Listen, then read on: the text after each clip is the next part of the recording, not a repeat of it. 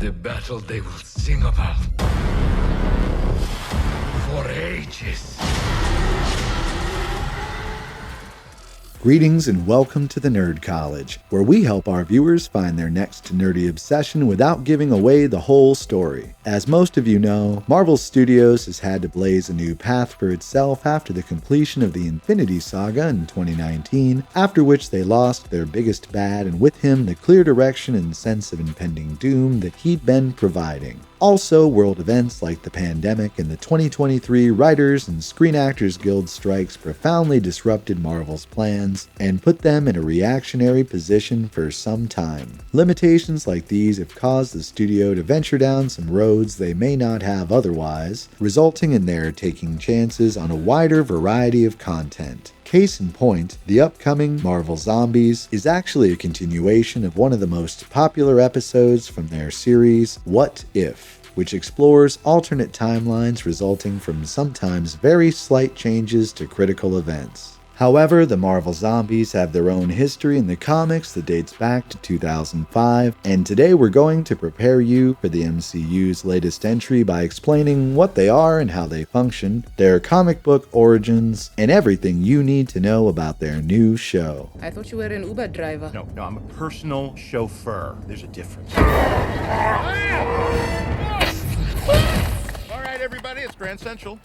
So who or what are the Marvel Zombies? First appearing during the midst of the mainstream zombie craze of the 2000s in the pages of Ultimate Fantastic Four number 21, written by Mark Millar and illustrated by Greg Land, they were once the heroes and villains of Earth 2149, on which a being resembling an undead version of the Sentry crash-landed and spread what is known as the Hunger Virus. Unlike the majority of zombie plagues we're all familiar with, the Hunger Virus does not leave a person a shambling shell of their former self, but instead leaves its victims' intelligence, abilities, and superpowers, where applicable, intact. It does, however, turn its host into a decaying corpse and imbues them with an insatiable hunger for the uninfected, creating some of the most terrifying and effective undead ever to appear in fiction. As an example, containment became virtually impossible after a zombified Quicksilver used his abilities to infect huge populations at superhuman speed. In their debut issue, the Ultimate Universe's Reed Richards is contacted by one of his alternate selves who is revealed to be infected with the Hunger Virus after it became clear that he tricked Reed into opening a pathway between their dimensions. Ultimate Reed becomes trapped on Earth 2149 and teams up with an uninfected Magneto, who has been protecting one of the last groups of survivors in order to find a way to escape. Meanwhile, the rest of the team must find a way to deal with their zombified counterparts who have made it to the Ultimate Universe.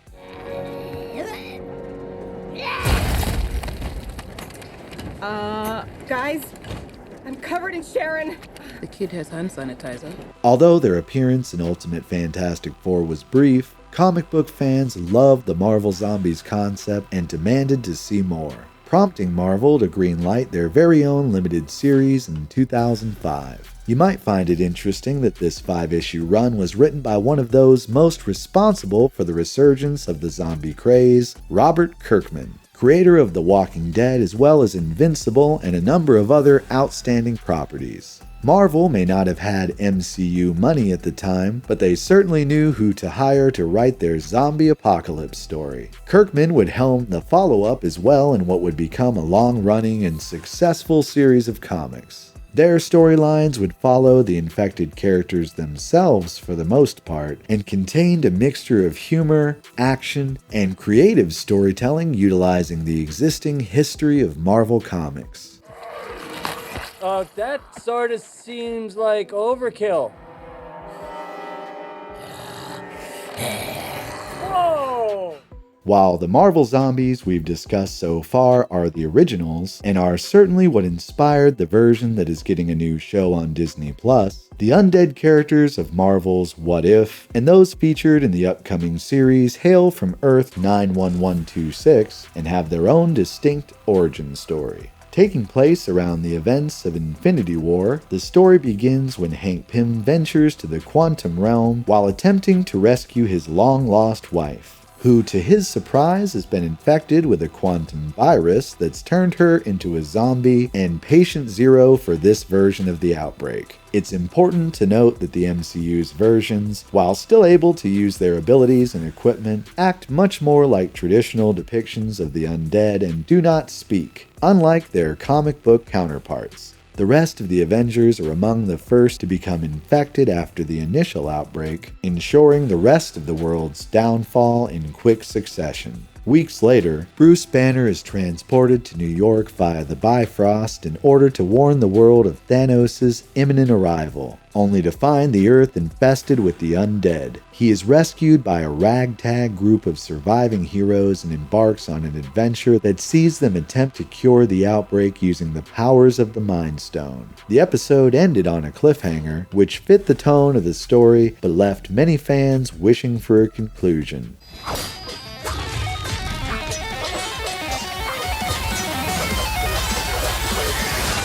Whoa, that's how you do that then. The resolution to the storyline established by What If Zombies will take the form of a 4-episode miniseries that will release in its entirety on September 24th. The new show will focus, at least initially, on a new group of survivors that include Shang-Chi, Yelena Belova, Red Guardian, and Blade Knight, a human-vampire hybrid who also just so happens to be the earthly avatar of the moon god Khonshu. Our protagonists will have to navigate an apocalypse filled with untold numbers of zombified super beings, including the undead Thanos and his mostly complete Infinity Gauntlet, and Scarlet Witch, who it has been revealed will be known as the Queen of the Dead. Brian Andrews, who directed the original Zombies episode, as well as other members of the original team, will be bringing the new series to life, and it's clear from the trailers that not only will it carry over the horror comedy tone of the original, but it'll be significantly upping the ante in regards to entertaining violence and gore.